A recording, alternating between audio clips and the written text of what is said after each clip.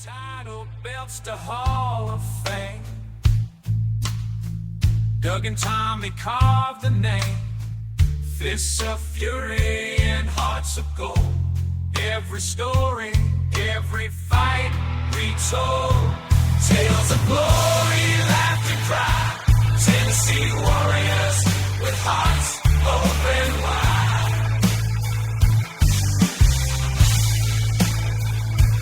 In the ring or on the air, legends living without a care. On the mic they roar, on the mat they soar. Dangerous conversations, fans wanting more. Podcast kings ruling the waves. Memphis wrestling raising the stage.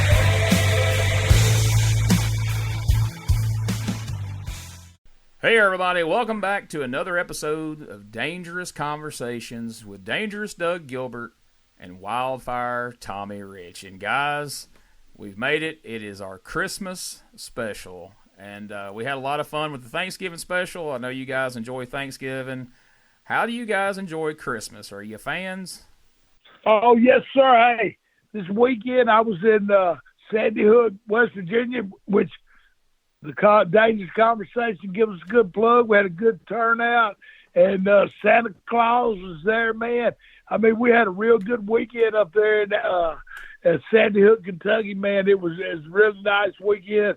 Fans turned out. They had a big parade through town. I mean, yeah, it was very festive. All excited about Christmas being here. Oh, Gene, you know I love Christmas, which, I mean, I love the holidays and everything. And I really love, like I said, I thought we was going to make some money on Tommy, and he's done went out and bypassed me and you and done got his own Santa Claus suit and dressed up without us, didn't he? He did. But, folks, if you haven't seen it yet, go on the Dangerous Conversations Facebook and check out Tommy Claus on there promoting that Sandy Hook show. That was a lot of fun. That's Wildfire Claus. But it's, to get that Santa Claus outfit and just be, you know, I'm not a very festive person anyway, you know. But, no, it was good. It's a good weekend. The kids had a great time. And, you know, it was just a good show. And, hey, I'm excited for Christmas. Me too. I'm glad we've made it. And, yeah, Doug, maybe Tommy's out here doing these shows every weekend. Maybe he'll invite us along one of these days. We might actually get to do something.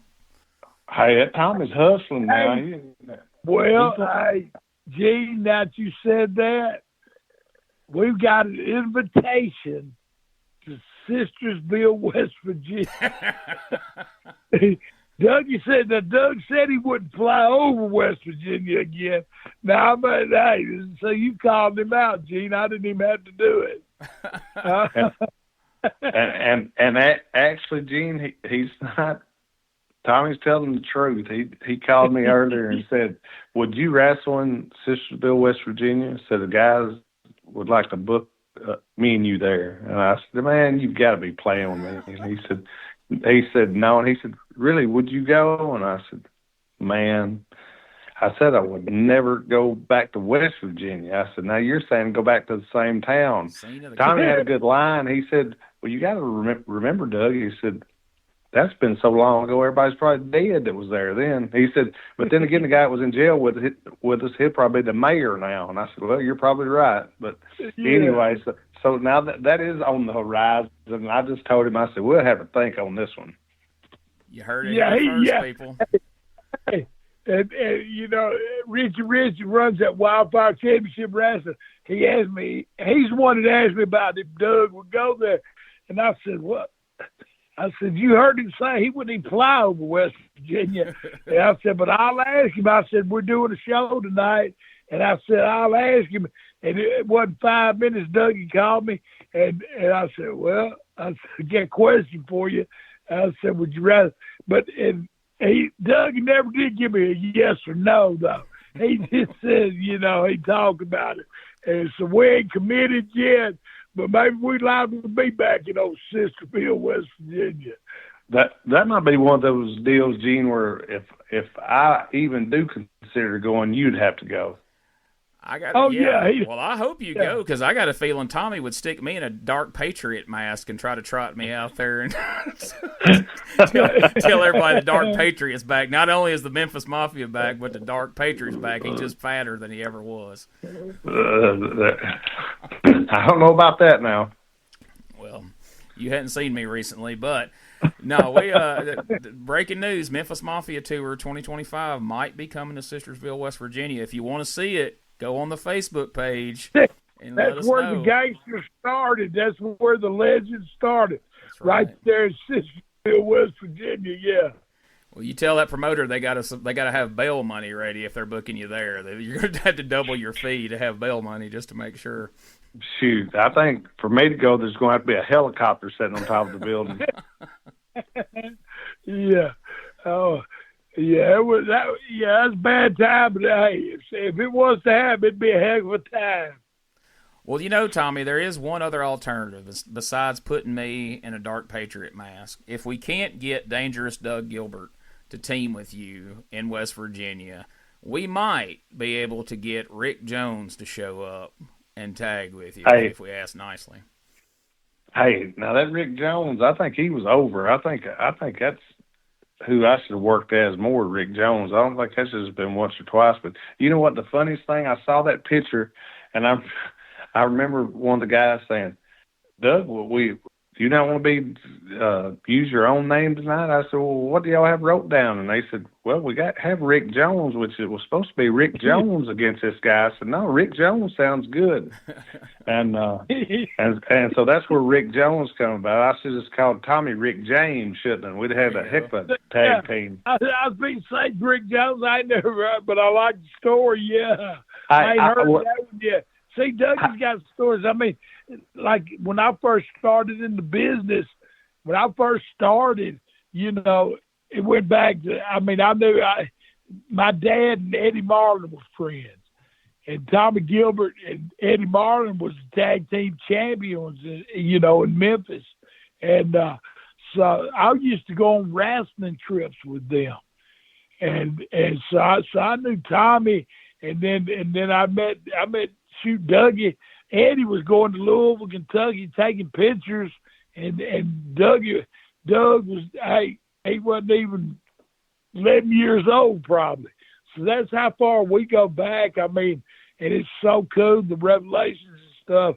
I mean, you know, I used to work at the gas station next to where the Tommy would meet the guys, and they'd go to the next town, and you know, Tommy'd come in, and I'd run across, say hey to him, you know. So, you know, we're bonded together. And then, of course, me and Eddie teamed up together and had a lot of good trips together. And then there again, he was about 14 then, and Eddie let him come with me sometime, you know, because Eddie had his business he's taking care of. But anyway, Dougie'd come hang out with me and my wife, Terry Lynn, and I mean, so we've been together for a long time. I mean, tag team champions. Hey, world's most dumbest criminals.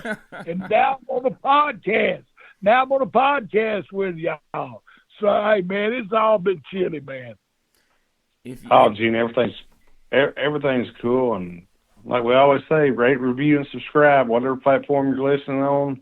If you want to go on Pro Wrestling Tees, we're going to have the Memphis Mafia T-shirts on there, the Gilbert shirts. Gene, you got a store that's got our stuff on it, right? And everybody can get whatever they want. Yep, they're there. We got a Dangerous Conversation shirt and a couple different Memphis Mafia designs, so check those out. But it sounds like, I mean, Tommy's talking about history and everything. I mean, I remember when I was a kid, and I mean, I remember watching Tommy when he was starting in the business stuff. And then, you know, like I said, my brother's about 10 years older than me. Then Eddie started in 79. And I was trying to think, Tommy, what did you start in 75, 74? 75, yeah. 75. So graduated in 74. Damn, if you count back that far, yeah. So you figured 74, but I started in the business like 75, yeah.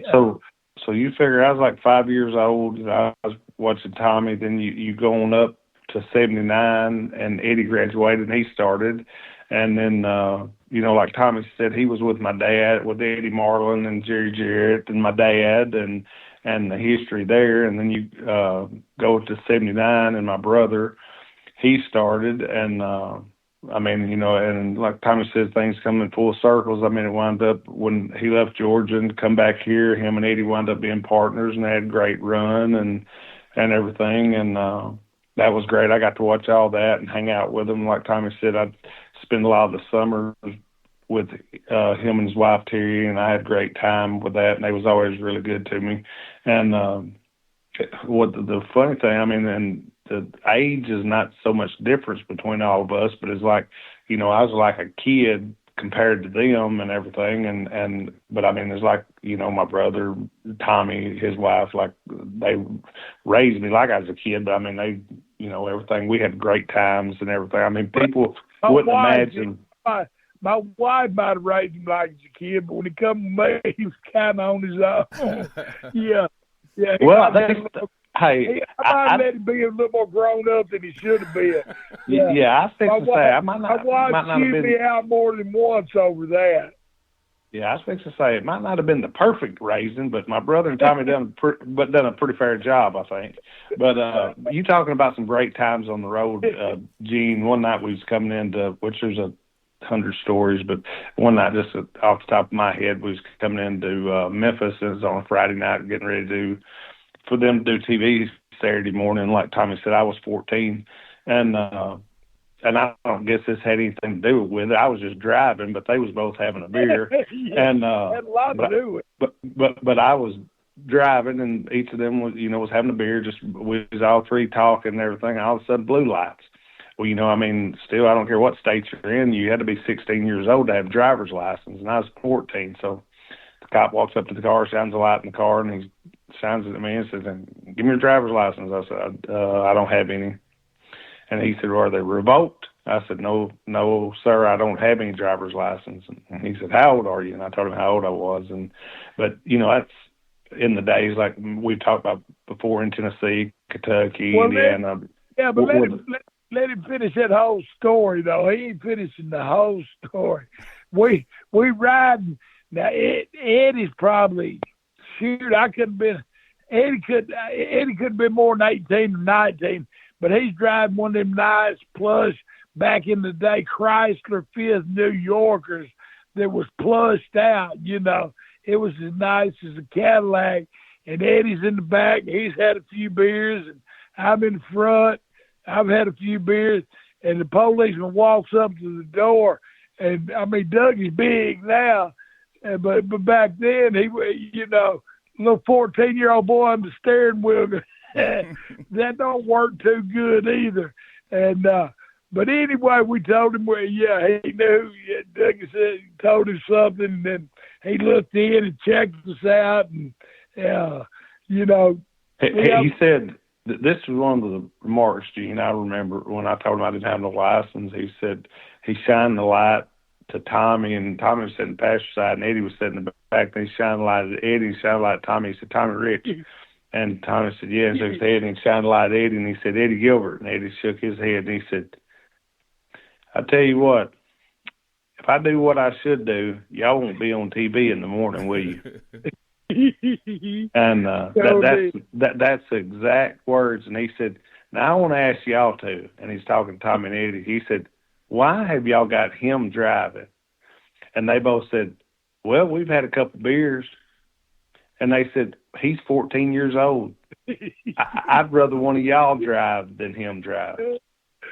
So they wound up, but that's how it was then. They wound up letting, I think Eddie wound up getting out of the back. I got out of the driver's seat and got in the back, and Eddie got under the wheel and drove us on to the hotel. But it was right outside of Memphis. But we've talked before about us getting stopped, but it's just stories like that, and like me and Tommy leaving the Coliseum, me getting on I-40 and, going, setting the cruise about 90 and people being behind you and you're just trying to get away, and all of a sudden the law stops you and you think, "Oh, man."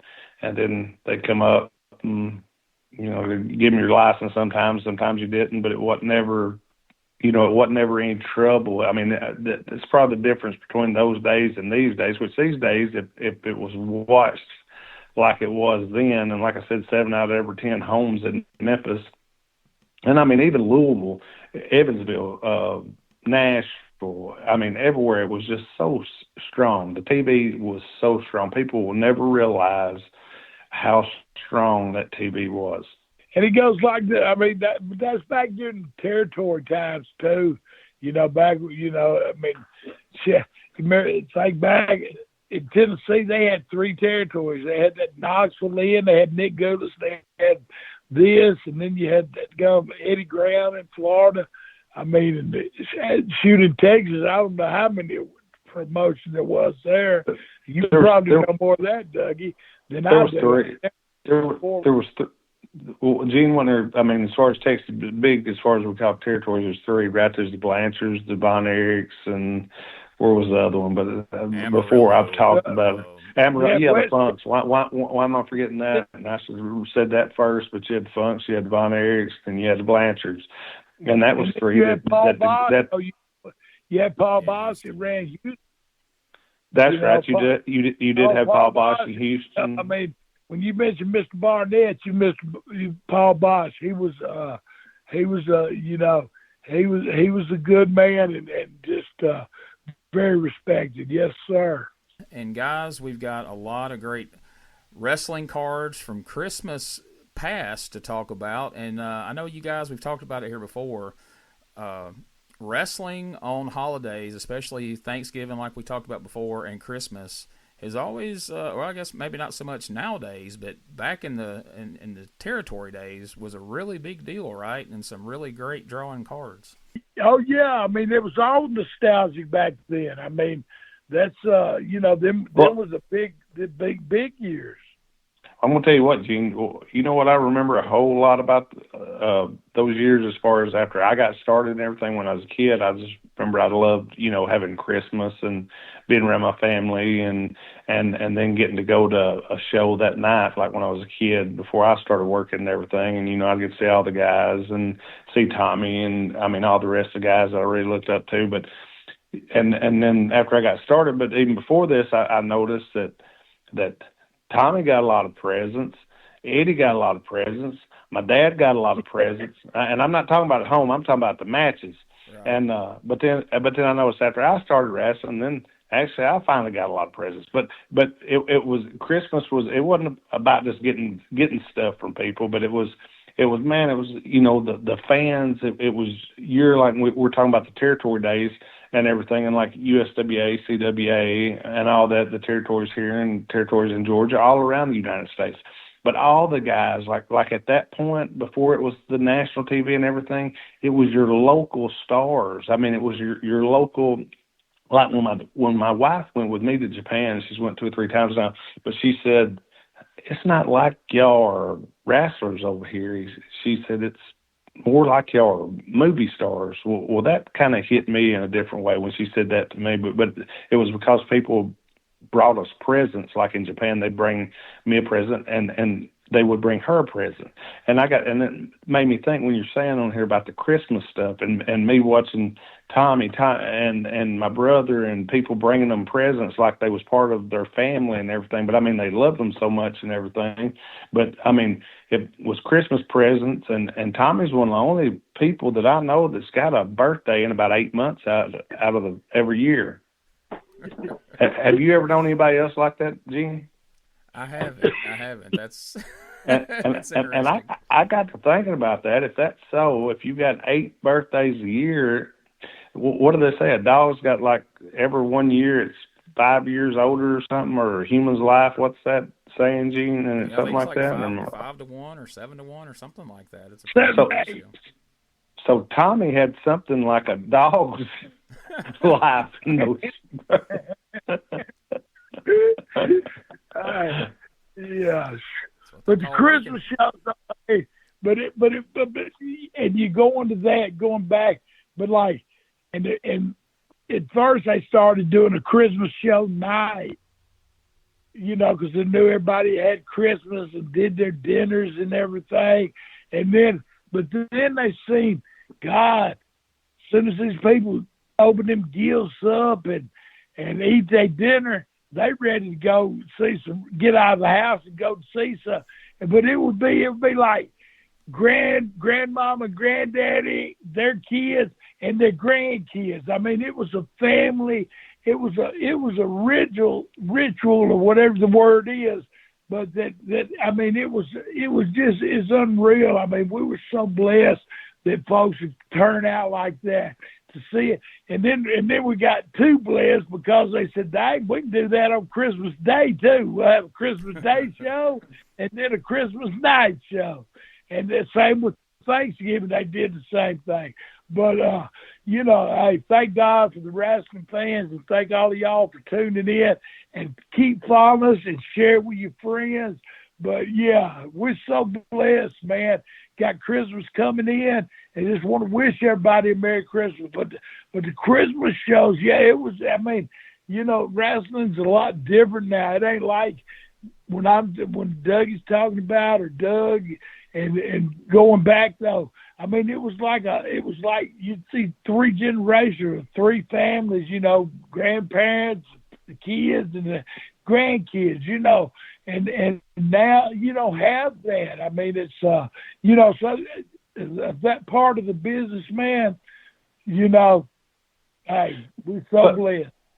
But Gene, I mean, it's like this, and I think you would agree with it, Gene. I mean, if WWE comes to town twice a year, you're probably lucky in a town. But I mean, WWE is like your Disneyland or Disney World, Disneyland, or something like that, where you had. When I'm talking about the territory days, and what we're talking about is you was in that town every week.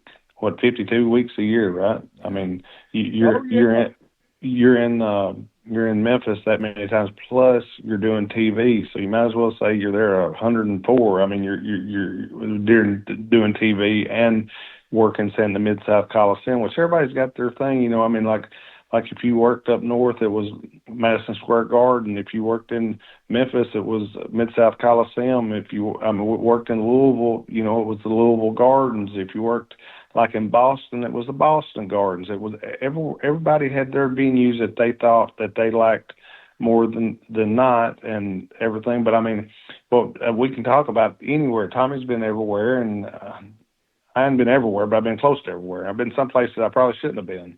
But I mean, there's just so much, and it was so much as far as what we're talking about, local stuff, like in Louisville, all over Kentucky, all over Tennessee, all over Mississippi, all over Arkansas.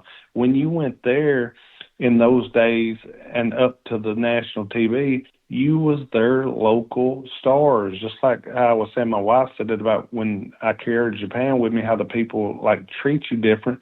Here it was the same way, but it was, I mean, people just really wouldn't understand. I mean, Tommy, you know what I'm trying to say, and Gene, I think you do too. I mean, it was a different. I was just a part of it this weekend, man. I mean, I was up in Sandy Hook, Kentucky, and Kentucky and Tennessee, and I mean, they can say, the North had their wrestling, which they did, but like. Still, even to today, I mean, like I said, we did the Wildfire Championship Wrestling was in Sandy Hook, Kentucky, and had a big Christmas show. And early in the day, they had a parade, and then we had a big turnout for the wrestling show. I mean, and it was there again. It was like, grandparent or kid. I mean, it was a family show, man, and we got to wrestle in the best place in the world, Tennessee, Kentucky, and all the places. I mean, and West Virginia.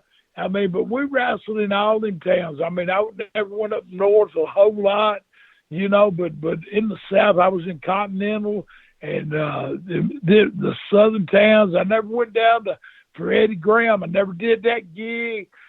Bill Watts, I worked in and out of Bill Watts, and I did some in and out for Eddie Graham too, but the South, man, and you ask anybody today, it's still about the southern wrestling. It's to got the broke in Tennessee, and I hung out with Jackie Fargo. Come on now, me and Eddie, we were the fabulous ones with Jackie Fargo. Come on, it don't get no better than that. Oh no, and Gene, I think you realize kind of what we're saying. And it's no knock on nowhere else. Everywhere was great, and I'm glad it was. You just look back, and I couldn't tell you a dozen people that didn't come through the South, come through Tennessee, and it was a different era and a different breed. And it was a lot of it was to do with the work style and everything. But you always hear people say different things about Tennessee and the South and everything. But if you looked, everything kind of rotated through here to go other places. Yeah, you talk about the holiday shows. Jerry Lawler, Jerry Jarrett, whichever one, they first with the videos. You know what I'm saying? And they were creative enough, and they were some of the first in on the Christmas and Thanksgiving shows. Tennessee,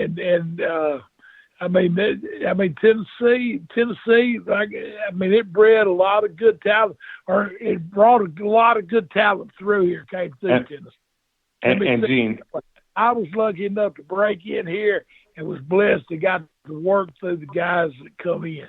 And Gene, I was fixing to say, I wish we could go back, or you're going through the shows right now and look and see how many people had dressed up as Santa Claus on, like from CWA to USWA to the Rhythm and Blues, Memphis's Rhythm and Blues, I think is what it was called. And there's about 4 shows, and then Power Pro and everything. But I know one thing, you'll sure see Dangerous Doug dressed up as Santa Claus on one of them.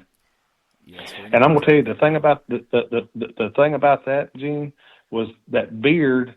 I was trying to breathe, and I was sucking that hair in my mouth, and it about made me puke. And you would have laughed. We got to the back, and Lawler and some other guys said, "What's wrong with you?" And I thought, "Shoot, I'm about to puke. That's what's wrong with me." But you ought to try to work with that stuff on. You're talking about a Santa Claus suit, but I was like the mean Santa Claus. I think pushed some little kid or something, but you'll laugh when you see it. Makes you wonder how those Moondogs did it all those years, huh? With those big beards and. Yeah, there you go. I think theirs was real though. Mine was kind of hung on and going in my mouth. When I had that one on the other night, that get my mouth. I gagged. Yeah, just doing that interview, I can imagine. Yeah. Hey guys, Ray Russell here, curator of the WrestleCopia Podcast Network, inviting you guys to listen to many of the programs here as part of the WrestleCopia brand, including, but not limited to, the Wrestling Memory Grenade, currently covering the 1988 and the WWF project. You can also listen to the Regional Wrestling Podcast, where we talk the territories, whether it's Jamie Ward with Georgia 81, Roman Gomez with the UWF in 1986, or Gene Jackson covering Memphis in 85. 3 projects going on right now over there at Regional Wrestling. You can also listen to the Wrestling Stoop with the legend himself, Bob Roop. Bob goes back in time each and every week, covering not just his career, but countless stories and interactions with hundreds of wrestling names spanning his 2 decades in the business. But that's not all. You can also check out the Puro Wrestling Academy with the professor of Puro Resu, Mr. Dan Ginnity. Dan and I go back in time and cover the history of Japanese professional wrestling in the English language. And you can listen to all of those shows and more, all part of the WrestleCopia Podcast Network, located over at WrestleCopia.com. That's WrestleCopia.com, and anywhere your podcast streaming needs are met, from Apple to Spotify, Pocket Cast, and beyond. And while you're at it, why not subscribe to our social media guys for all the latest goings on here at the WrestleCopia Podcast Network. Plus, I'm constantly adding old school video clips and pictures from throughout wrestling history. You can follow us over on X, formerly Twitter, at Wrestling Grenade. That's at RASSLIN Grenade. Also, follow and like me, Facebook.com/Wrestling Grenade. And why not subscribe to YouTube.com/Wrestling Grenade. So if you're looking to support that next up and coming podcast brand, please consider making it WrestleCopia.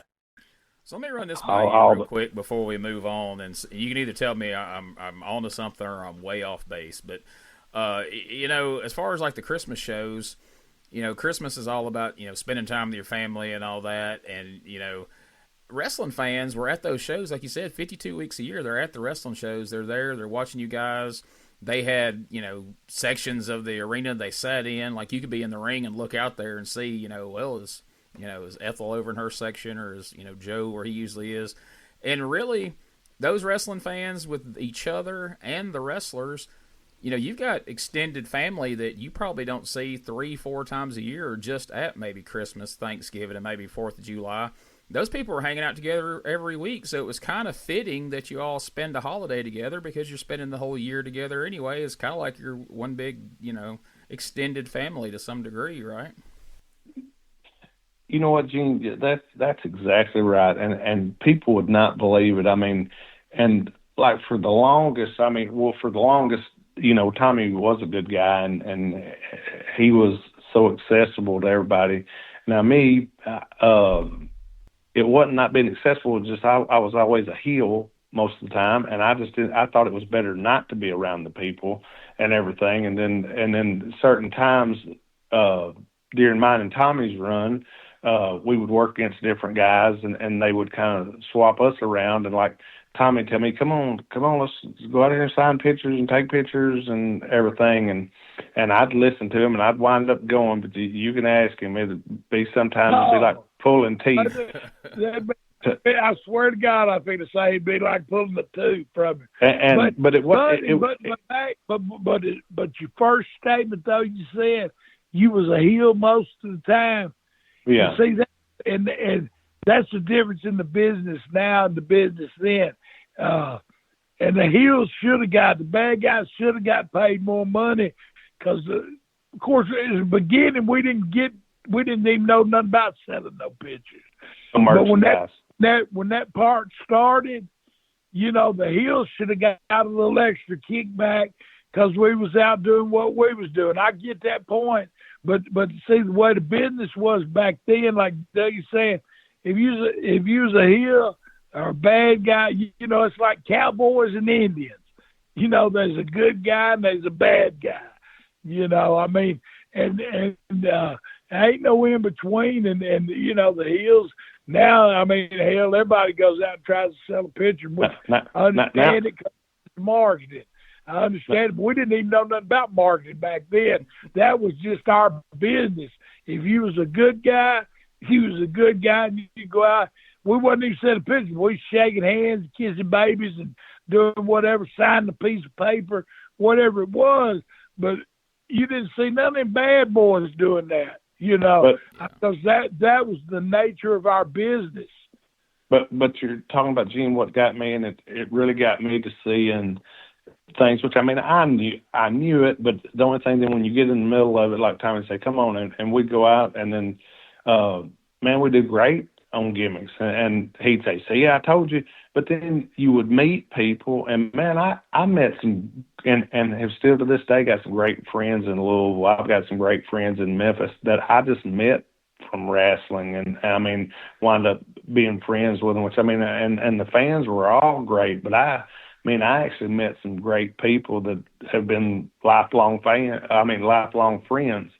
and everything. And that's what people don't realize. And like you was talking about, I want to wish everybody a Merry Christmas on here. I want everybody to have a Merry Christmas. I hope everybody loves listening to mine and Tommy's stories while we're talking with you, Gene. And like I said, the reason the reason most of this is so good is because Gene keeps us in line and everything, or me and Tommy could ramble on and off about different things for days. But like I said, I mean, we've met so many different people, and like I said, Tommy carried me out, man. The funny thing, people wouldn't know this, but I mean, I'd say, man, we really got to go out, and he'd say, come on, let's go. So he'd finally get me out there, and we'd take a bunch of pictures and sell a bunch of pictures and meet people. And like you said, Gene, the whole thing, what you said a while ago was about, we said at home at Christmas, then we go out, and then all those people were there Christmas night. And man, it was just a cool time. And I mean, people just,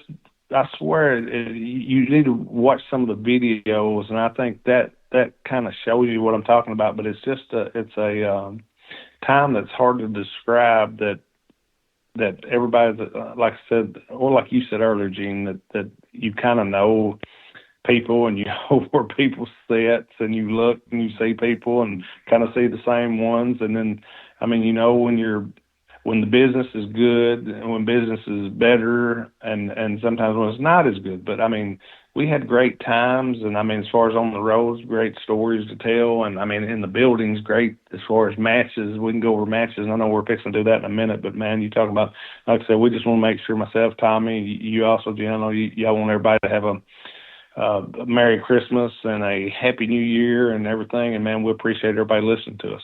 Yeah, everybody's been great. All the feedback people are giving and spreading the word, and man, we just can't tell you enough how much we appreciate it. So, thank you, folks. And yeah, like somebody say something about thanks for tuning in. Have a Merry Christmas, a Happy New Year. Hey, and just reminiscing about this story, man. I'm so glad that my man Gene, the guy, has tuned me in. But Dougie, like I said, we was most famous, dumbest criminals.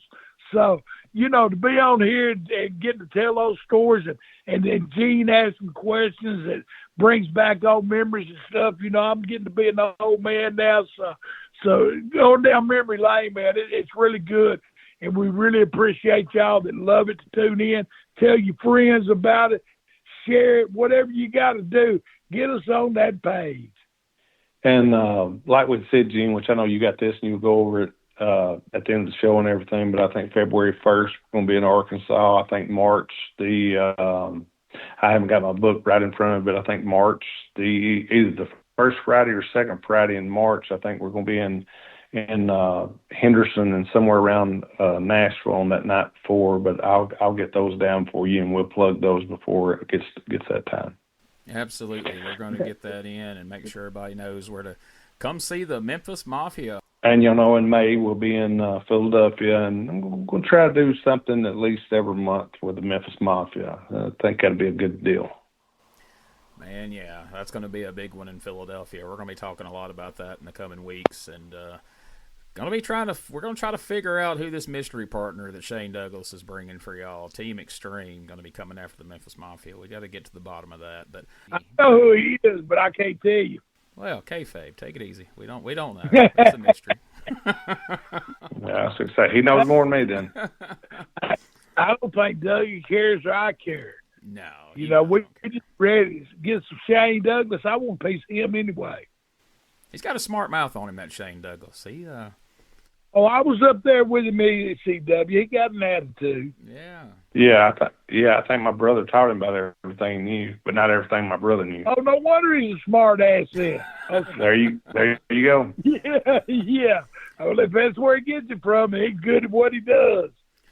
That's all right, Doug. Tommy jumps out of that balcony on his butt. He's going to know if something doesn't happen to him. Yeah, he'll know something happened to him. If I jump off that balcony on him, you going to know it's up. You know what he's going to think? He's going to think one of those drones that's up there just fell on him. Yeah, a drone will jump off on him before I will. You'll have to do a whole podcast about that when it gets done. There you go.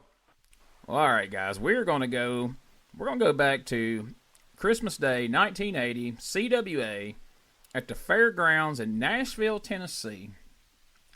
Opening match that night saw Ricky Morton defeat Danny Davis. Now, you talk about merch money. That's a guy that figured it out. That guy's buying IROC Z Camaros with picture money back in the day. He knew what was up. Yeah, Danny did. Danny had and people don't believe stuff like this, and this is, I mean, I've got no reason to make it up, and I mean, you can ask him about it. We'll get him on here and ask him, but they had an apartment. And, I mean, it did have a bed in it, and they could sleep in it and everything, but the rest of it was just full of merchandise and everything. And that's hard for people to believe, but Danny had, like, life-size posters. But, I mean, like, Tommy was the first one, I think, that actually had, like, life-size stuff from the magazines and all that different stuff and everything. But, I mean, Danny figured it out, and he figured the merchandise deal out. And they had, like, they had two apartments. One was in, I think, Pensacola or somewhere like that in Florida, and then I think this one that had all the merchandise was like in Birmingham.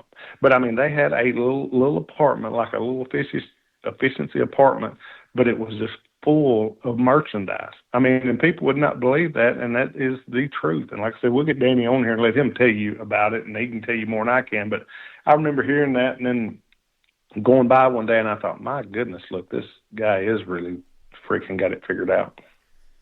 Second match on that card, got a singles match, fought to a time limit draw. It was Gypsy Joe taking on Tommy Gilbert. Boy, don't you know that was a hard-hitting match, guys. No. You ain't kidding. You ain't kidding. And neither one of them would have told the other one to let up for anything. That's right. No. I mean to say, yeah. Stubborn and stubborner. Yeah. I mean, yeah. But that would have been in their element there too, though, because that's the way they did. I mean, back in the day, man, I'm so blessed. I'm glad I didn't have to go through. And they just thought it was fun to go out there and do that. You know, I mean, yeah, please give me a break. Just hit me easy. But and you know what? I mean, Gene, that Danny, we was just talking about Danny Davis. He's the same way. He loved that. I watched him and Gypsy go out there a bunch of nights, and they just freaking chopped and beat each other like to death. And they'd come back, and they would be red chested, red stomach, red arm, shoulder. And I thought, my goodness, my match is going to be nothing like this. But I always thought, now, I want everything to be believable, and a lot of people I work with and everything, I want everything to be snug and stiff and everything. But I seen those guys just beat each other night after night after night. I remember I was working the program with Brian at that time, and I told Brian, I said, gosh, I said, did you see that? And he said, boy, I'm glad me or you either one ain't got to work with them. And I thought, well, shit, you too. See, I'm glad I didn't have to work against that, but me and Johnny in Continental, when you talk about he had them apartments there, that's when everybody started selling merchandise. And but me and my cousin Johnny Rich, we worked against them in Continental, and you know, I mean, it was but it was nice. There was nightmares then, of course. But that's still when. That's still when they was heels, though, right, Tommy? That was before they were the heels. Yeah. I mean, it was babyface. But that's when everybody started selling the merchandise, though, and they, you know, even the heels was out selling then. You know, before that, you know, the heels didn't do it, but like when you was talking about Danny, I remember that, you know, because we wrestled them as nightmares for Fullers. That was a heck of a feud. There was a lot of we're gonna have to talk about that at length sometime, because there was a lot of things that went on in that feud. There was people getting tarred and feathered, and masks coming off, and heads getting shaved, and just a lot of fun stuff. And like you, I mean, Dougie said, the merchandise, that's when it was hot back then too. And I mean, even the heels, that's when the heels started selling their stuff too. But it was, you know, it was a different, man. It was good. Well, let me ask you this before we move past that. You know, Doug, you probably remember when Dirty White Boy Tony Anthony was on the show. He talked about how well Danny Davis was doing selling merch when they were feuding, and he told us about how he got to an arena one night, and Danny pulled out a case of beer and was like, here you go, brother. You helped me make a lot of money last night. Yeah. Was that something you did, Tommy, or like did you guys ever do that when you were baby faces? No, sir. Danny's better than me then. I always drank it before I got there. You might have good intentions, but, you know. Yeah, I might have got a case, but it didn't make it. I think here's the thing. I think during the time that me and Tommy actually was going out and taking pictures and everything, the guys that we was working with was on guarantees like we was. And I'm not saying that we still probably shouldn't have given them some money or anything, but I'm going to tell you, Gene, we used, this is the funniest thing. When me and Tommy did take pictures and stuff, our logic was to keep all of our both of our checks, send them home, and live off of our gimmick money. And if you could do that, you was doing great. Yeah, makes a lot of sense. So you can imagine how much money Danny Davis saved, because he was kind of a tight ass. You know what I'm saying? Right. Which that's smart. Don't get me wrong. That's smart. But Danny saved a lot of money because, like Dougie said, and I didn't know he had an apartment with gimmicks in one and the other two. But, I mean, that's when, that shit, some boys, you'd make more money selling your stuff than you would from your paycheck. You know what I'm saying? Because that's when you first started selling merchandise, it was just so hot. Yeah, I've heard a lot of guys say that there was weeks where they made more with merch than they did off, and then it's not that they weren't guaranteed good money. It's just that was, like you said, it's just how much merch. Yeah, no, I'm just saying it was just hot. Cause, I mean, like when I first started wrestling, they sold wrestling programs. That's all. And if they'd known they could sell pictures of us and have our ass out there signing, they'd been richer. I mean, but that's what I mean. I mean, nobody knew nothing. Like now, that's a big market thing. But back then, nobody knew nothing about that. Oh yeah, intermission looks like a flea market at most shows now. Heels, babies, everybody's out there. It's. Oh yeah, everybody. Oh yeah, you ain't lying. Everybody's out there now. No disrespect to Vince Jr., but that there's no good guy, no bad guy no more. Everybody's in betweeners or whatever. Right. I mean, it's everybody gets out there, and which you can't blame them. And here's the thing though, Gene. I guess my logic, not that it was right and it wasn't right, but I always thought the less the people saw you, that this is one thing that Lawler told me, Brian, one time. He said, do you guys think that the people ever saw Elvis before he went on stage?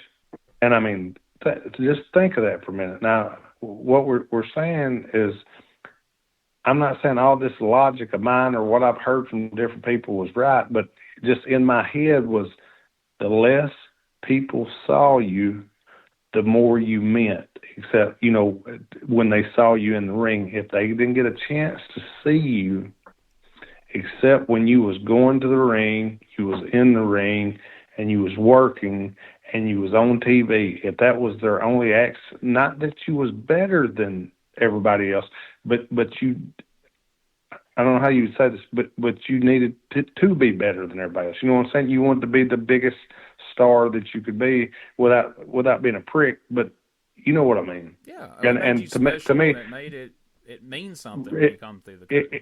It made you not just one of the regular guys that they saw out there signing pictures and begging, and that's the thing. And Tommy never did this or nothing, and I didn't either. But I mean, I've seen guys out just look like, I told Tommy, I said, man, it looks like you're begging people for money, and I hated that. I thought, just that looked. I mean, it was cool. It was cool to go out and me and Tommy did this. We might not go out for a week or two and then go out one time and sign a bunch of stuff and take pictures of people and everything. But you wind up, Gene, I mean, I think that made you look so much better than going out there and just being like one of the regular guys. Yeah, I mean, I can remember going to shows and seeing guys that were just hanging out from the time the doors open until the matches started. They're sitting out in the crowd and people know them like it's just, after a while, it's like their cousin or something. Like, oh, yeah, there's so. Exactly. And one of the things I said to Tommy, we was talking about something one time. I said, somebody asked me something about being happy. I said, yeah, dude, I'm in a good mood. Well, what do you mean? And they said, oh, well, we're not. It was whatever they had made what they wanted to or whatever. And I said, well, whose fault is that? I mean, we all made our own deals. Tommy made his, I made mine. We might have been in the same room while we was making them, but we all made our own deals. If you wasn't going to be happy, why would you have made a deal for? I mean, that's the way I look at it. And I think if you ask Tommy, he'd tell you that he wouldn't have done something if the deal wasn't right, if he didn't think it was right. Yeah, we walked out on a few of them, ain't we, boss? Well, yeah, they've been a few of them that we actually thought the deals was right, and we still left. But I mean, not that that's a good thing, but I mean, you still got all the terms. It ain't so much if you're getting exactly what you want for money. Everything else has got to be right also, and it's business. I mean, and I think we've always done pretty good business with everybody. I mean, you'll have this one or that one say this or that, but that's cool. I mean, it's a business. Look, everybody, there's one thing they aren't going to say. We've tried to hold them up or whatever. I say that, I guess, except in Sistersville, but nobody else anywhere, I think, would say that.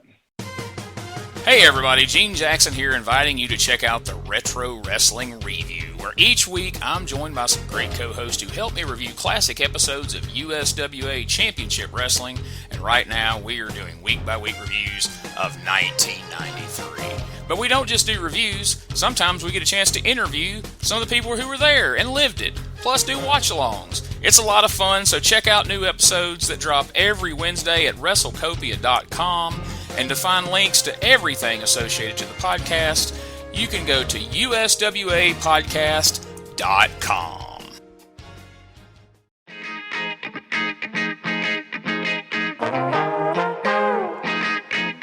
Hey, it's Bob Smith, and guess what? The Outdated Wrestling Hour is now part of the WrestleCopia Podcast Network. But hey, no fear, you're still going to hear the unique guests, comedy, music, authors, journalists, funny people. Who knows who's going to end up on the Outdated Wrestling Hour? Remember, it's all new and all old. So check it out in the WrestleCopia Podcast Network and wherever you get your podcasts. Listen if you know what's good for you. This is Wrestling Nostalgia, the podcast that dives into wrestling history.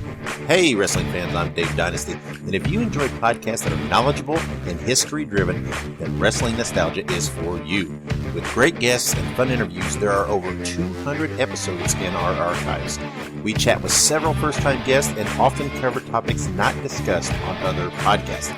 Look up Wrestling Nostalgia on your favorite podcast platform and visit all of our links at linktree/WrestlePod. That is linktr.ee/RASSLEPOD. And remember, wherever you go, whatever you do, be good, be safe, and keep on growing. Sonny King defeated the French Angel with Jimmy Hart. And so French Angel, that's Frank Morrell, right? Frank Morrell, you ain't lying. Hey, let me tell you about Sonny King. Well, I'll tell you a quick story. Yeah. No, I ain't going to say this. Remember that Sonny King story, though? That's the night I was with Roddy Piper, and he left my brother standing on the side of the road, and we come back against traffic. But anyway, we'll tell that whole story another time because it'll take a minute. But, yeah, Sonny King sucked that lollipop. I love Sonny King.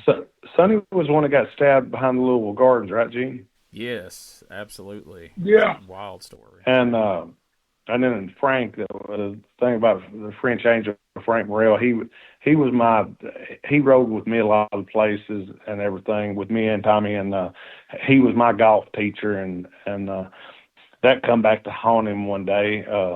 We was playing golf, and he was saying, Dougie, just swing like this, and he was showing me how to swing while I swung, and he was standing a little bit too far in front of me, and I sliced the ball, and it hit him right in the side. He wasn't about 20 yards from me, and it knocked him up in the air, and he was running around the green holding his side, and we was like luckily we was on the 18th hole, but he was running around the green holding his side, and like I said, when the ball hit him, it knocked him up in the air, and he was running around holding his side, and I was just looking at him, and I mean, because I was kind of freaked out, and he looked at me and he said, Dougie, what the hell are you looking at? I said, Frank, are you okay? He said, Hey, he showed up at the matches with a big old bruise on his face. He said, hell no, I'm not okay. And by the time we got to the matches, he had a spot on his side, like right by his ribs. It looked like a softball that was popping out of the side of his stomach. And but he wound up telling me that afternoon, he said, now, Dougie, it's not your fault, it's my fault. He said, what have I always told you? Don't get in front of anybody when they're hitting the ball. But he was trying to make sure I was doing so right and doing it. He kind of got in front of me, and I hit him. But like I said, that ball was going so hard, it knocked him up in there. And, Frank was a big man. Yes. and it knocked him up. But he was like on his tippy toes, hopping around the green, going, oh, oh, oh. And all I could do was look at him. And I know I was smiling because I was about to laugh, but I was going to make sure it didn't hurt him because I thought, how am I going to pick him up to get him out of here and everything? But you talking about funny. Old Frank was my buddy. I really liked old Frank. Oh, yeah, he was in Georgia as a French Angel, man. Yeah, old Frank. And you know, and Tommy and Eddie drew a bunch of money with him and Phil Hickerson. He was Phil's partner as the spoiler and everything. And Frank was just a good worker. I mean, he was just a good, solid worker, wasn't he, Tommy? Yeah, and that's right. I forgot about that, the spoiler, that with him and Phil. That's right. And then worked against them. That's right. And do you remember that, Gene? Or have you watched any of that? That was some great stuff. Yeah, definitely. I was, when I was watching wrestling in real time, I first knew him as a referee, and then later I got to go back and see tapes of him as, the spoiler and the angel, and got to see him wrestle. But I originally just remember him as being the referee with he would try to wear those bow ties. Bless his heart, he didn't have a neck. He was just a head on a torso, and those little bow ties were hanging on for dear life, because he didn't have a neck to tie them around hardly. Oh, yeah, that was Frank. But by all accounts, a good guy from everything I've ever heard. So it's cool y'all have fun great. about him. Hey, a great guy. He was a great guy. Other than that, I'm going to tell you one story, though, real quick. Okay. Frank Burrell. You remember Brother Wayne G? I do. Yes, sir. Dwayne Peel. Dwayne Peel. Yeah. Yeah. Yeah. Memphis hero. Anyway, but they Frank and Buddy both, though, they were the same. Like, we'd show up, they'd come in they polyester suits and shit, be styling and profiling, wasn't Ric Flair stuff, but back in them days, that was Ric Flair stuff. We'd show up in sweatpants and stuff, and Frank and Buddy both would say, man, you can't dress like them folks out there, so, but it was like you're supposed to dress nice, but that was the nostalgia back then, which all of the older guys, they all dress, nice, Yeah. I mean, whether it was even Tommy, I mean, like me, I'm showing a pair of shorts and a T-shirt or whatever and not think nothing about it. And especially since I moved to the beach, I really don't think nothing about it. But Tommy, he be in his cowboy boots, had the blue jeans on and a cowboy shirt. You know what I'm saying? Right. Eddie Marlin have his little dress breeches on, the short sleeve dress shirt or what. But everybody, they all dress, that was the thing, which I guess that's good.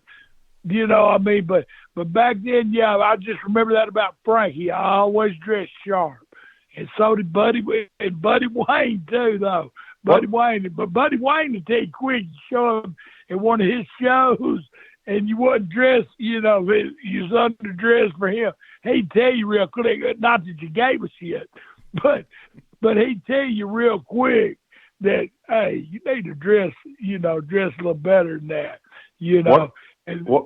What about you and Bobby Eaton? They have y'all wearing sport coats and them fleece breeches and all that? Yeah, me and Bobby both.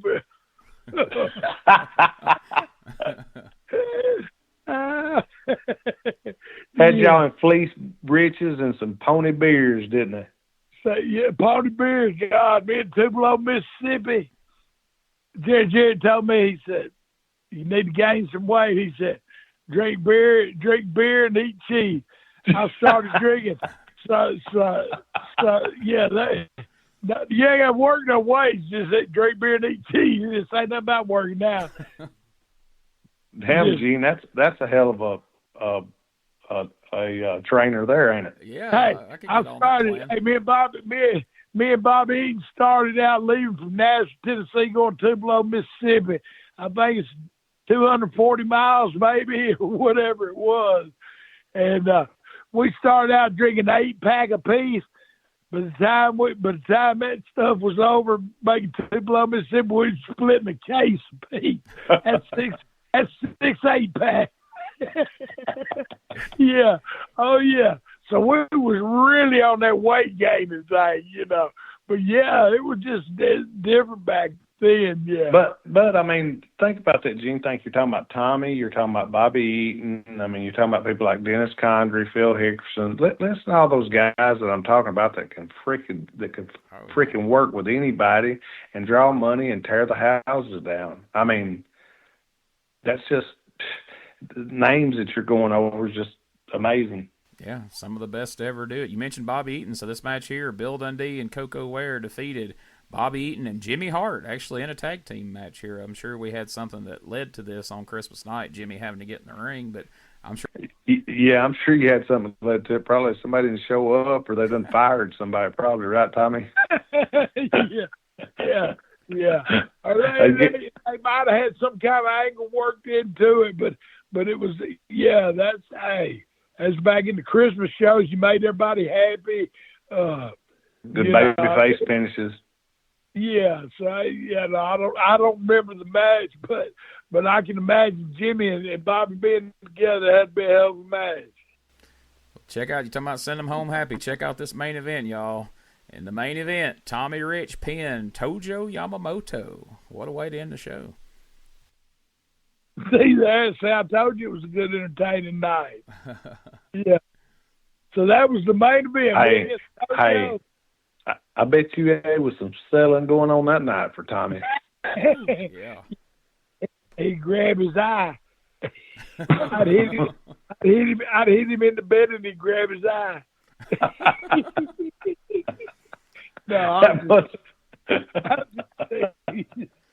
That's kind of funny, though, ain't it? Hey, no, Tojo, no, sir, I love Tojo to death, man. Some people don't like him, and probably a lot, didn't, but Tojo, he dropped as far, well, I knew it, well, I didn't know him, and I didn't even know this about him, though, but he's the one that brought me into business, and I have some love, and I have some hate for him, you know. So we wasn't the best, you know. It ain't like me and Doug as brothers for life. He was my trainer, and so, but he taught me a lot, you know. And Jared, I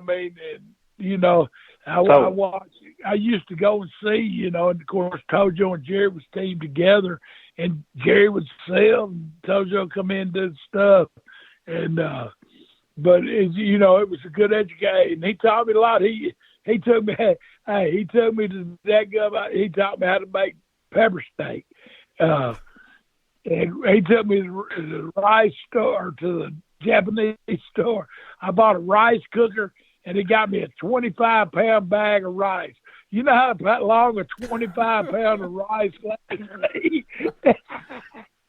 I thought it was a rib. It was a rib, evidently, but I didn't eat rice like he did either.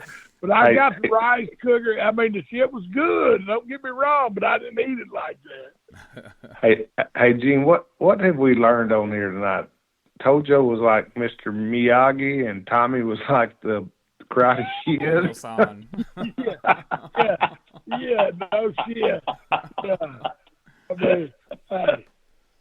But I'm gonna tell you what. Like in this business, especially when we started, it was all about selling. And I can remember being, and Jared sent me to Nick Goulis's territory. You know, my first thing, he didn't want to work in Memphis because he didn't want folks to see me.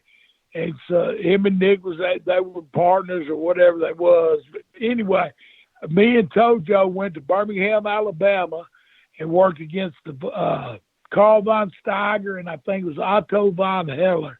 But Carl von Steiger, he was really a cool guy. But they busted my head open, and and it just, the angle got over, and we carried it. From there we went to Chattanooga. And Tojo did. He taught me a lot, man. You know, a lot of people didn't like him. Of course, sometimes I didn't like him either. I'd ride in that Lincoln with him. I'll never forget, because he'd say, you got to know how to sell. And like he'd tell me to put that little mirror in the front down, right? Like the cosmetic mirror on the car. Put it down, and it'd be nighttime, and them lights would be on, and he'd stick his finger on my ear, and he'd say, "Sell." I thought, what the hell are you talking about? I said, and I'd try to make a face, and then he'd grab my ear real hard, and then he'd say, "That's selling." And that's what he taught Jerry Jarrett. I mean, and that was the art of our business back then, too, I think. I mean, because people believed in what we were doing. Hey, Gene. Yeah. Hey, Gene, what do you think them people that come down the road beside them and was watching that thought? Oh, my gosh. They're still telling that story. Hey, then they turned on TV on Saturday morning and they said, "Hey, there he is. He's selling." Doug, do you remember us sitting in that hotel room recording a podcast in Jackson, and Tommy demonstrated that on me? He grabbed my ear and said, "Sell." Yeah, Oh, that's right. So you know the After it's over with, I was like, right. "Tommy, it's an audio podcast. You didn't have to really, you didn't have to really do it." Well, he didn't have to do it to me. I had to show you how he did it. I finally learned to sell, though. It was a good lesson. Yeah. Can't nobody say you didn't. That's right. So, hey, that's why Tommy started doing that stuff to me. I was wondering why he had me pull that mirror down. He's grabbed my ear for. Hey, G. I thought he was just messing with me. He was serious. Yeah. G. Yes, sir. I got a story, but I'm gonna save this one for the next show. But ask Dougie. He ever been pulled over by a police car with a guy driving it with no license. Yeah, we probably need to save that Marking this down. Oh yeah, we're saving this one. This is a good. But one night, Doug and his buddies was on the side of the road, and I pulled them over driving a police car, and they had a license in 5 years. Yeah. Oh yeah, I got a story. You got to remember this one, but we'll tell this one on another episode. There we go. I made a note of it, but that's a teaser for you folks. Check I was back fixing soon. to say, You're gonna hear that one. Gene will be on Dixie Highway in Louisville, Kentucky. And you know these guys always deliver. Whenever they tease a story, it always comes through. There was a lot of shit going out the windows, all I know. I won't tell you how mad that was. Hey, and I about jumped out the window myself. Oh, and somewhere Wahoo McDaniel shed a tear on the side of the road as you threw stuff out. But. The chief, God bless. Merry Christmas, Wahoo. Yes. Yeah. Oh, and Dougie knows Wahoo, too. Yeah, Wahoo. I love Wahoo. As a matter of fact, I'm sitting under a picture he gave to my wife, right, that was framed up and everything. He gave to my wife. Yeah, that must have been when he was young, because when I knew him, he was an old prick. So he was always sour. Now I didn't say he was a hell of a guy. Oh, he went off and left. He went out one time. And I'll tell you, hey, I love the chief. We wrestled. Used to you do Atlanta TV, then you do Columbus TV, and you'd have to go to the show that night. Well, we did Atlanta TV. I was with Wahoo. We did Columbus TV, and we're supposed to go to Gainesville, Georgia that night, and that was like the other side. It was like Carrollton was close. But anyway, long story short, is we got done, and we come down, and he says, "Hurry up." He's one of them moves like Doug was talking about. Anyway, I stopped. I'm signing some autographs because that was my job. When you was a baby face, you always stop and sign the autographs. And so anyway, I looked up, that some bitch, excuse me, but he done went off and left. So I had to catch I caught a flight from Columbus, Georgia, back to Atlanta, and Terry Lynn picked me up and took me to Gainesville. And anyway, he'd give me a little package. He got me a little package or something. Anyway, I won't say what it was. But anyway, I got to dad, and it wasn't fun to me because I might not have whooped his ass, but I thought, dang, that was just mean. Anyway, he told me, he said, "You don't owe me nothing for that stuff." But Yeah, he was. Oh, wow, he was quite the cat. Yeah, Yeah, and I'd heard Gene, everybody in his younger days, say how cool he was and he liked to party and have a good time and everything. But I run into him in his office days when he was with WCW, and he wasn't the nicest fella. But I mean, I shouldn't say nothing bad about him. He was just your guy that had been in the business for a long time, that had been over and drew a ton of money, but then he'd got in an office position and was just kind of sour. And like how Tommy talks about how nice he was and great to be around. But you're right. He could be sour too, though. I mean, that was a sour note I was talking about. Yeah, then.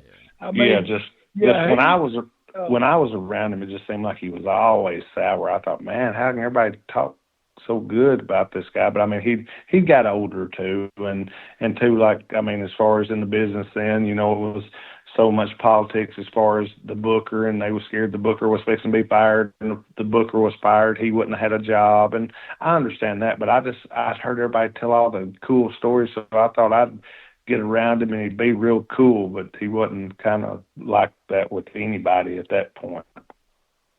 Oh yeah, but he wasn't ever. He wasn't. You know, I mean, he was Wahoo. He was just Wahoo's what he was. I mean, but it's like he played for the Jets, man. I mean, he'd tell me stories about that. You know, I mean, I hung out with him. Me and him was tag champions, but even on his happy day, he wasn't the happiest camper in the world. And did you ever know Tommy worked as part Indian one time, Gene? I didn't know that. Did you not? Yeah. They said he was from Slapahoe tribe. Slapahoe. That's next to the Bigfoot tribe. Yeah. I just learned all kinds of stuff about Tommy. Was Santa Claus. He was a full-blooded Italian. He was Indian. He's been Indian. Everything. Shit, yeah. He's the only thing. I ain't never heard nobody call him like they call Ricky Morton, Cowboy Ricky Morton. I ain't never heard nobody call Tommy Cowboy Tommy Rich. But now I have seen him, and I think it was Brickhouse Brown riding down the road together, both of them with cowboy hats on, and I got a kick out of that. Oh, I ain't never wore no cowboy hat now. Come on. I have, yeah. I don't remember being Brickhouse. Is that what Robert Fuller was calling him, Bunkhouse Brown? I always got a kick out of that. Oh, man. I don't know. I passed him one day and looked at him. I had to take a double take. So we're not going to go through the whole card, but we're gonna hit a couple of more things here because we had a lot to talk about and we really didn't talk about many of these Christmas shows. But here's an instance like Tommy referred to earlier, where in Georgia we had an afternoon Christmas show and we had a nighttime Christmas show. So I want to talk about Tommy's two matches and see what you think about this Christmas he had here, Doug. So Christmas of 1981, Columbus, Georgia, at the Municipal Auditorium, in the main event, Big Red and Tommy Rich defeated the Masked Superstar and the Super Destroyer by disqualification. Now, I was always a big fan of Masked Superstar and Super Destroyer. I've seen footage of Big Red. What can you tell us about Big Red? I think it sounds kind of hot, Gene. I thought you was going to say you'd seen a lot of footage of Big Red. I remember Big Red. Big Red was here, wasn't he, Tommy? Yeah. Remember when he worked in Tennessee? Do you not remember Big Red, Gene? I've seen some, but not a lot, honestly. Yeah, I think just Tennessee, maybe Georgia. I mean, he didn't know. He had like what on your face, like the little dots. What was it, Tommy? You know, freckles. Yeah, but he was like red. I mean, he was really red looking and everything, but he's a big old guy. I remember him hearing he was a super nice guy. Happy-go-lucky, yeah. Yeah, Big Red, yeah, him. I mean, he did. I mean, he worked a lot in Georgia. I'm not sure. I think he might have been from Georgia, but I would swear to goodness on it. But, yeah, he was a real nice fella, happy-go-lucky man. I mean, big old guy. Yeah. Oh, yeah. Now, you wrestled twice on this show, Tommy. You wrestled a bounty match where you defeated the Masked Gladiator. We don't know who that is. And then the very next match, you come back out, you and Big Red defeat Masked Superstar and the Super Destroyer. Then you got to take off to the Omni in Atlanta for an evening show. After you've wrestled 2 times Christmas Day, on the evening show, you got to go out and wrestle Abdullah the Butcher, and you get the victory by disqualification. You know what that was, don't it? If it had been any of the other guys, they knew they had to pay them twice. They knew I was just young and dumb, and I'd just go do what they told me to do. Nah, hey, but back then, that's the way you did it. I don't remember, having to wrestle twice on that show, but I can imagine them doing it. And I don't know if I got plussed any or not, but the big show was at the Omni, and they come back and wrestling Abbey, yeah. Well, you just remember me and Gene plush you all the time. That's right. Okay. Okay. And then, of course, one of your more famous Christmas matches was in 1983 at the Omni, where you actually was defeated in a national heavyweight title loser leaves town match. Ted DiBiase defeated you, and then I believe that's when a fellow named Mr. R was showing up not very long after that, right? The mysterious Mr. R. Turned out he was Brad Armstrong. Yeah, mysterious, though. Can't leave the mysterious. I like the that's mysterious. true. That was the big key element. He was very mysterious. Oh, yeah. But that was figured out. That was the craziest thing in the world, because I was about I don't know, 6 inches taller than Brad or what. But anyway, he had the same sweatsuit on and everything. And then people was, hey, I guarantee still today they promised that was me out there. How was and what was so? Oh, Ted, he was great talent. Me and him, I draw good money with him in Georgia. I mean, very blessed that, just we hung out too. I mean, his wife, we knew him. We were pretty cool. Like, you get to meet a few guys that you get close to, which I don't talk to him no more now. But back, when it was territories, you had your folks that you hung with and went to eat dinner with. Some you did, some you didn't. But, Ted was always cool with me, very nice. And hell, we draw money. And Gene, I mean, Ted drew money. I think Ted drew money everywhere he went, didn't he? Basically, Ted was a great worker. Louisiana, I mean, were you there in Louisiana? Wasn't you? He just left. Yeah. He just left to go to Vince to be the $1 Million Man the year before I started. Okay. And everything, but I've been around him a lot, and he's always real nice. I mean, he was really nice to me because he really respected my dad. My dad helped him a lot, like when he started. He started with the Funks and everything, yeah, and I mean. But Ted was that old school. Yeah, Ted was that old school too. Yeah, and but he was good. He was smooth, and I mean.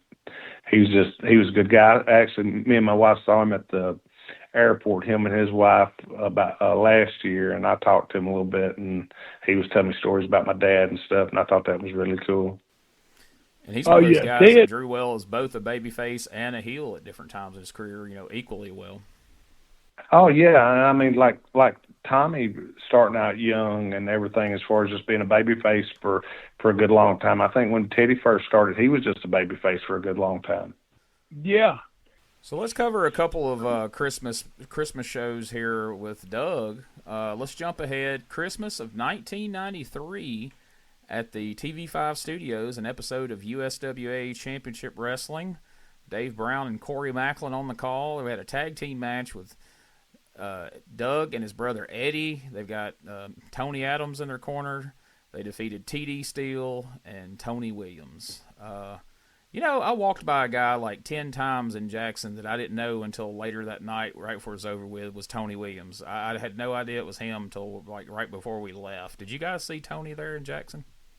Man, I talked to him and told him I'd talked to him before we left, and then I didn't. And then the other day, I'd had his number before, but the number I tried to call wasn't the right number. But a guy gave me his phone number the other day, in which, me and Tommy stopped by Tony's house before, a few times and hung out. I really liked Tony. Tony was always a good dude and everything. Tony was Brian's first partners when Brian and Tony started as Nebula and Quasar and everything, and then they wound up being the New Kids, and then Brian went on to do his stuff and Tony done his, but Tony always really liked Tony, and we was friends, and we've always been friends and everything. But yeah, me and Tommy would stop by and hang out with Tony, and I really enjoyed, and like I said, Tony's always been a friend of mine.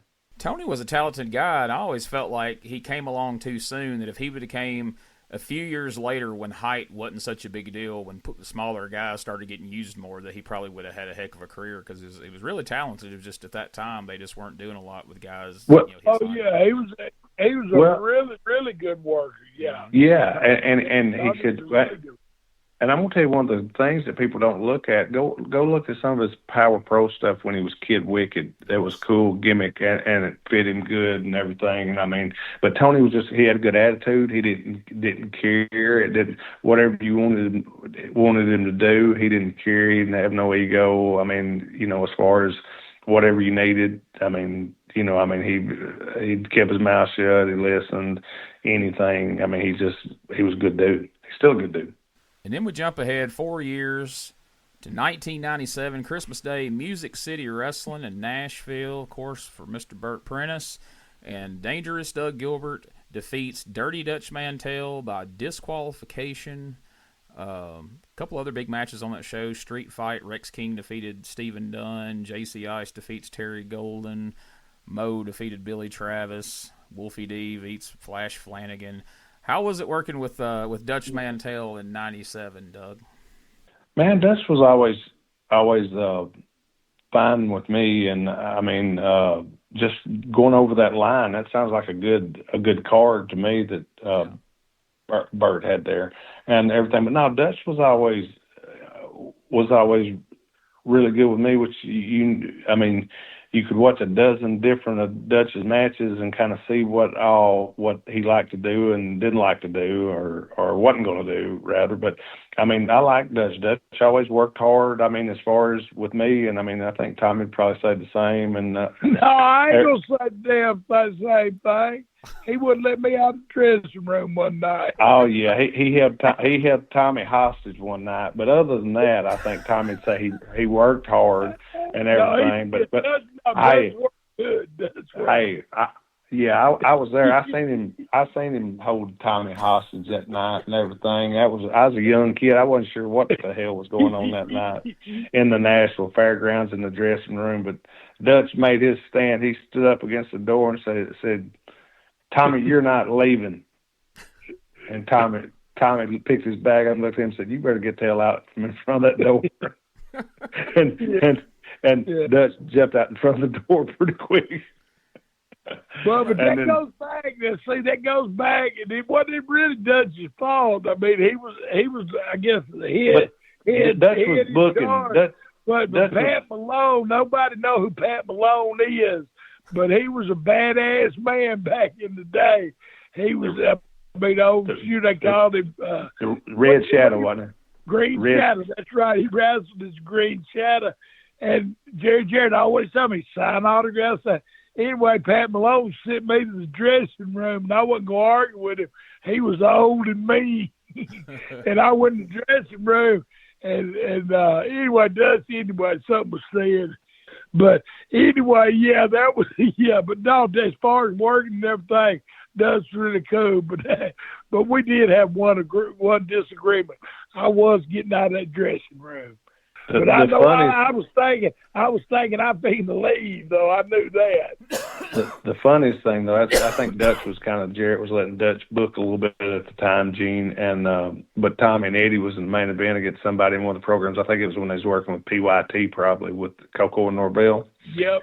And Dutch looked at Eddie after Tommy left, and Eddie just kind of shook his head, and Dutch said, "Well, I guess if they're going to be a Fabulous Ones team tonight, it'd have to be me and you on it." Eddie said, "If you want to be my partner, I guess it will be." But they didn't no longer than Tommy did no longer than get gone, and then the match was over, and they had Eddie over there, and where Miss Teeny used to sell the tickets at. There was a phone in that room, and Jerry Jarrett had Eddie on the phone. And told Eddie, said, "What's wrong?" And he said, "What do you mean, what's wrong?" He said, "What's wrong with Tommy?" And he told him kind of what happened about the, what Pat done, what Dutch did, and said, I don't blame Tommy. And Jerry Jarrett said, "Well, you just let him cool off tonight, and you call him in the morning and tell him everything's okay." And that was stuff like that. I mean, and everything was okay. Like I said, Tommy just needed to cool off and everything. And then the next day, it was right back to work. Oh, yeah. Me and Dougie had a couple of them, too. So don't let him act like that was the only time. I mean, but in our minds, we were right. I still think to this day we were right. But, yeah.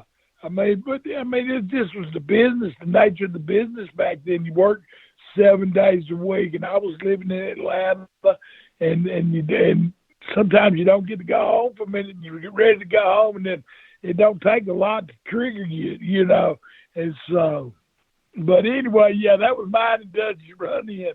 But I love Dutch. I mean, God bless him. I hope him and his family all's good. Yeah, I know Dutch. Yeah, but Gene, lately, so. Yeah, that's what they say. And I actually talked to him, and he texted me the other day. Gene's texted me a couple of times, and I thought that was cool. And I always text him something nice back. But he was always good to me, and I always respected, all of the guys that I thought deserved and earned respect and worked for me and drew money that I grew up watching. And I mean, Dutch was in a lot of programs and drew a lot of money around these areas. Oh yeah, he did. Hey. And got a story. I mean, Dutch said that you can listen to stories all day. I mean, Dutch is cool. We had a bad day one time. Yeah, Dutch is cool. There's a handful of guys when you say Memphis wrestling that spring to mind, and I think Dutch is one of them. The Gilberts are definitely, Tommy Rich, Jerry Lawler, Brian Christopher, and I think Dutch is in that mix most of the time. Austin Idol, some of those guys. But I got a chance to interview Dutch years ago, and man, he's just got so many stories. He's such a great storyteller and king of the one-liners, and really, really, really entertaining to talk to. And so I hope Dutch is moving towards getting better, and I'm glad you heard from him recently, Doug. But man, we've gone for a while here. I guess we better wrap this one up. But man, what a fun episode, and I hope everybody has enjoyed it. I hope it's served as somewhat of a Christmas present from your friends here at Dangerous Conversations. Hey man, I want to send a special Christmas shout out to Lucille and everybody else, man. Y'all tune in. Lucille, I love you, baby. But Merry Christmas to you too, hon. But anyway, Merry Christmas to everybody. Thank y'all for following us, and it's been a blast, man. Yeah, and like I said, Gene, myself, you, Tommy, we all want everybody to have a Merry Christmas. We appreciate y'all listening to us, taking time out of your day listening to us, riding down the road like I do when I listen to this podcast and everything. Like I said, rate, review, and subscribe, whatever platform you're listening on. If you want some merch, go to Gene's store, go to Pro Wrestling Tees, and you can get them either way and everything. Like I said, just remember, and like I said, we want everybody to have a Merry Christmas and a Happy New Year. Peace. We're out. Before we get out of here, I just want to take a moment to remind everyone, if you have an upcoming wrestling show, autograph signing, collector show, Comic-Con, or any event or booking that you would like to inquire about the services of Dangerous Doug Gilbert and or Tommy Wildfire Rich, just send us an email at douggilbertpodcast@outlook.com, and someone will get back to you as soon as possible to get more information on your event and do the best we can to make that happen. Also, if you are interested in advertising your event, your business, your product to the listeners of Dangerous Conversations, as well as to promote your event, business, or product across all our social media platforms, you can send that inquiry to douggilbertpodcast@outlook.com. We would love to work together with you to get that out there to the listeners of Dangerous Conversations. Remember to check out douggilbertpodcast.com. There you can find links to all things related to this podcast, as well as Doug and Tommy themselves. You'll find a link to the Dangerous Conversations Facebook page and the Dangerous Conversations Twitter, now known as X. And we're always posting content daily, involving the Gilbert family, Tommy Rich, all sorts of things from their career. We got magazine articles, videos, pictures, you name it. We're posting new content every single day. Make sure you follow so you don't miss out on any of that. Plus, you can follow Doug and Tommy's personal Facebook pages on there. Dangerous Doug Gilbert. You can search that on Facebook. You can also search Tommy Wildfire Rich. They both have Facebook pages. And Doug does have an X page as well, and you can follow them there. But if you really want to help support, you can go to the Gilbert Family Pro Wrestling Tees store, which there's a link to there on the douggilbertpodcast.com. And you can find t-shirts of Doug, Eddie, and their famous father, Tommy Gilbert, as well. Also, Tommy Rich is going to be having some t-shirts coming up very soon. Follow him on Facebook. We'll be talking about him here. But look for some cool new Tommy Wildfire Rich t-shirts coming out soon that you can partake in as well. Also, if you've enjoyed the show, please subscribe, rate, and review the show on the platform of your choice. It would really help us in building up the podcast for the future. Plus, it helps us know what you like, what you don't like, where we need to take this podcast moving forward.